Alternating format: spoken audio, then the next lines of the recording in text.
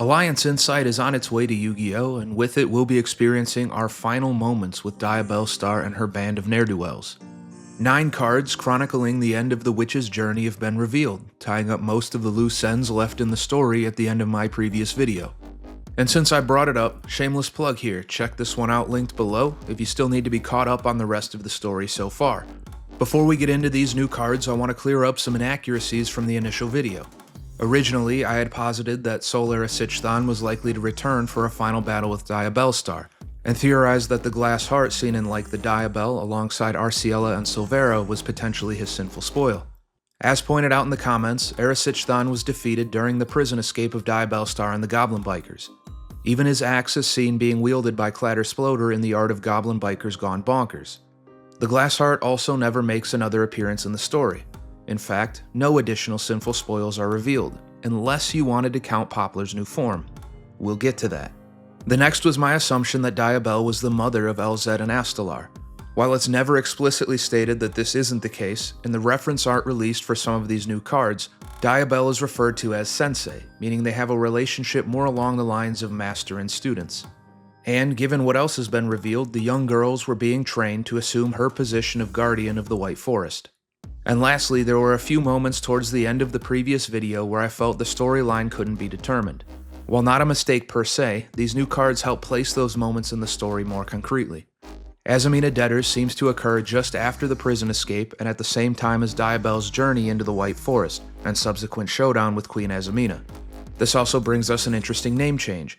Azamina Unleashing, the moment Diabellze and Poplar are caught in the grasp of the Queen, is localized as Azamina Aphes.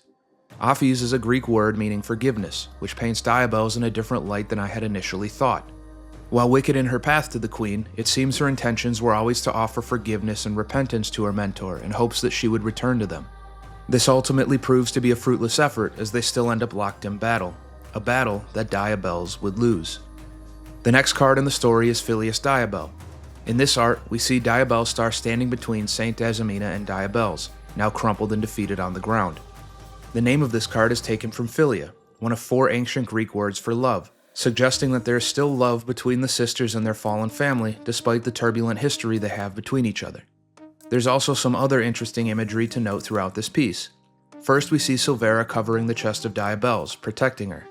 This is unique in that we never see a Sinful Spoil equipped to someone other than the owner throughout the entire story. It would seem that Diabellstar has achieved some additional level of control over her tainted treasures. This sets up my main theory as to what the Azamina are and how they exist alongside the Sinful Spoils. We also see Crazy Beast in a heap on the ground beneath Saint Azamina, likely dead. Because there are no new Goblin Biker cards, it's hard to say what exactly happened to Crazy Beast, apart from it making an attempt to engage Saint Azamina in battle and failing.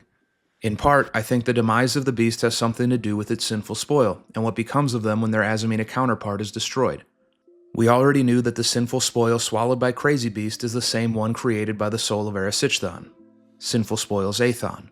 And given what happens with Arciella, Silvera, and Morian in just a moment, I think we can assume the same happens to Aethon while inside of Crazy Beast, causing it to become overrun with power. Our next moment exemplifies the crux of my theory. Diabellstar the Sin Adjudicator is our Black Witch now suited up in accursed armor. Her Sinful Spoils now have a different appearance than when they were activated initially. I'm sure you'll recall, in their original trap cards, Silvera became a massive wolf, while Arciella transformed into the Dread Scythe. In this art, Silvera becomes a piece of armor for Diabellstar, covering her arms and legs in the wolf's fur, ending in the vicious green claws of the beast. Arciella has transformed into the dragon-like armor now outfitting the Black Witch. In the reference art provided, it looks like the spoils are now able to interact with each other and their wielder with more depth. We see the treasures seamlessly merging into each other as they become intertwined with the Black Witch. The scaled armor shifts into the wolf's claws on her arms, legs, and tail, and the bat wings are tipped with green talons jutting out from the wolf's fur. A note is even made on her tail explaining that her sword has been consumed by the spoils as well, and is now a part of the armor. While the treasures still hold loyalty to Diabellstar, they seem to have become entities all their own. What I believe is going on here is that each tortured soul used to create a Sinful Spoil is essentially ripped in two. Half of the soul is imbued into a relic, which then gains power related to that soul's existence and life. This leaves the remaining half an empty, evil husk still imprisoned within the hallowed Azamina. This would explain how Sylvia and Rusia are able to be corrupted by the same soul present in Arciella and Silvera after being captured by Queen Azamina. When the Black Witch managed to defeat Ilia Sylvia and Muarcielago in battle, it allowed the severed souls to once again become one, giving the Sinful Spoils access to their full potential. The result here being the Sin Adjudicator's striking armor. This is also what I was referencing when talking about the demise of Crazy Beast earlier. When Solaris Sichthon was beaten, the Sinful Spoil in the belly of the beast was made whole, granting it even greater power. And while we don't know what exactly Aethon does, we can make an educated guess. Aethon is an ancient Greek word meaning burning or blazing. This fire property is also present in the art of Erisichthon, with the green flame atop his head as well as on the branches sprouting from his back. When the spoil became whole, the unwitting Crazy Beast likely tapped into its new form, supercharging its power level for a time, before eventually overtaking the hapless, chaotic being from the inside while fiercely clashing with Saint Azamina. If I'm correct here, this also offers a bit of foreshadowing for what's yet to come. The next event in the story appears to be the fusion between the Sin Adjudicator and Poplar into Snake Eye's Execute Dragon. While the new form of Poplar has an effect that would imply that it existed prior to the creation of Execute Dragon, the red eye of Subversion can still be seen glowing on the head of Execute, yet is no longer present on Mystic Mystery. After Poplar fused with Diabellze into Doom Dragon, they were defeated and separated once again. Once Diabellstar arrives to level the playing field, aided by the true might of her Sinful Spoils, she then merges with Poplar into the ultimate form of Flamberge Dragon. The influence of the awakened spoils can be seen on Execute, with the same green claws and wing talons surrounded by wolf fur. The scales of the Great Serpent also have an appearance similar to the armor worn by the Sin Adjudicator. In this incredible piece of reference art, we're given access to a few additional details left unseen on the card. The tail of the dragon has the same feathered appearance as Poplar's, and it's surrounded by the same pink streams of energy associated with Diabellstar. A detail I had missed previously in Flamberge and Doom Dragon is also pointed out with Execute. All three dragons have the tainted vines of the Azamina sprouting from Subversion. However, in this form, the vines begin to transform back into the tree branches of the White Forest, signaling the evolution Poplar will soon undergo. I believe we have a missing moment in the story here. Execute Dragon is formed to take down Saint Azamina. However, Saint Azamina achieves a new form in Azamina, now suited in golden armor and having an angelic appearance only thrown off by the devil horns atop her head. We also never see any interaction between Execute and Saint Azamina or Azamina. Well, not really. Azamina seems to have formed by consuming Execute Dragon, trapping Poplar and Diabellstar inside of her. I'll explain why I think this to be the case, but for now we have one more character to introduce. Diabellze also receives a new form in Diabellze the White Witch. She is notably no longer cloaked in the robe adorned in grotesque eyes and teeth, and her cane, a symbol of the sins she carries, has been abandoned as well. We have to assume that this is her after Morian has been made whole. However, omitted moments in the story present some issues. For one, we never see the defeat of Moa Regina, and we know that she's near as her shadow looms in the distance awaiting Diabellze and Poplar in the background of Azamina Determination. It could be possible, given the fusion requirements of Azamina, that Moa Regina was also absorbed by Saint Azamina. But this process wouldn't destroy the soul in the same way that Diabellstar and the Goblin Bikers eliminated Ilia Sylvia, Muarcielago, and Solaris Sichthon. This leads me to believe that Moa Regina was defeated by Diabellze prior to her battle with Saint Azamina. The latter would also be congruent with her fusion with Poplar into Doom Dragon. Her awakened spoil in that moment gave her enough power to facilitate the fusion, though this wasn't enough for victory in battle. Her reference art also offers a ton of little clues about the story.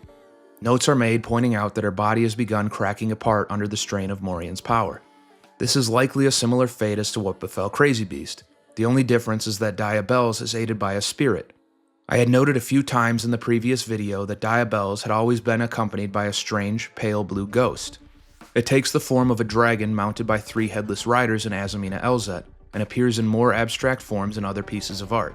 Here it's described as the ghost of Sensei, holding her physical form together, though it's unclear whether this is referring to Diabell or another long-past guardian still living in the forest. In the card art, this is depicted as her hat and cloak being replaced by the pale wisps of the spirit. Attention is also brought to her earrings being the same ones worn by Diabell. This also gives us a clearer look at the evolution of Morian. The raven feathers are now more prominent, and have spread to her feet, hair, and the arm that once held her cane. Now back to my theory on Azamina. The alternate summon effect on this card would support the consumption of Execute Dragon. This ability allows her to be summoned by tributing a Saint Azamina you control as well as a monster on the opposing side of the field. In this case, Execute Dragon would be the opposition. There's also one small, yet major clue left in one of our remaining cards. Unfortunately, this is where it becomes incredibly frustrating. There are but a few cards left and we're only given hints as to how Azamina is brought down, two of which struck me as particularly interesting. The first is hidden in plain sight in Curse of Diabell. Amongst the chaos of Azamina splintering to pieces, pink flames can be seen pouring out from within her fractured shell, and the same pink streams of Diabellstar's magical aura can be seen swirling around her broken body, similar to what was just seen surrounding Execute while carrying the spirit of Diabellstar. The tainted fruit Azamina once held in her vile hands now too drifts away into oblivion alongside the crumbling monster. While not a very prominent reference, this immediately made me think back to the art of Cicerus of the White Forest, where we see Astalar trying to stop Elzet from eating the fruit. Once again, Diabellstar is determined to remove the sinful fruit from the hands of her loved ones. The second is the evolution undertaken by Poplar to become Mystic Mystery of the White Forest. This is our final form of Poplar, now cloaked in white light and possessing a new relic in its forehead. I'll be honest, I fangirled pretty hard when I realized that this image is a direct mirroring of the art in Subversion. The red eye is replaced by an orb of green and purple light that contains Poplar, and while Subversion is restrained by the tainted vines of the Azamina, Poplar is being protected by the branches of the White Forest. The new relic set in the forehead of the small dragon is the same one that can be seen in the grasp of Diabell as she begins to fall into corruption, and is again referenced multiple times in Scourge, Tales, Beware, and Sinful Spoils of the White Forest, either through the same colors being prominently featured or the same symbol appearing somewhere in the card art. There are two things I noticed when looking for this specifically that I hadn't noticed before. The first is in Scourge of the White Forest, where we see Diabell consuming the fruit while the green and purple energy flash in the tangled vines above her. This actually appears to be the symbol of the relic of the forest being twisted and corrupted within the vines alongside Diabell. To me, this would imply that the Azamina targeted this power specifically for whatever ability it holds, and is working to steal the relic more so than to steal the souls of Diabell, Sylvie, or Rusia. The second is in Beware the White Forest, where we saw the young Elzet being beckoned by Diabell. The central symbol is both green and purple, while the copies of the symbols surrounding it are either green or purple. This makes the events of Sinful Spoils of the White Forest even more important. I believe that the relic of the White Forest sits in opposition to the Sinful Spoils, obviously, and maintains the balance of creation and destruction within the forest.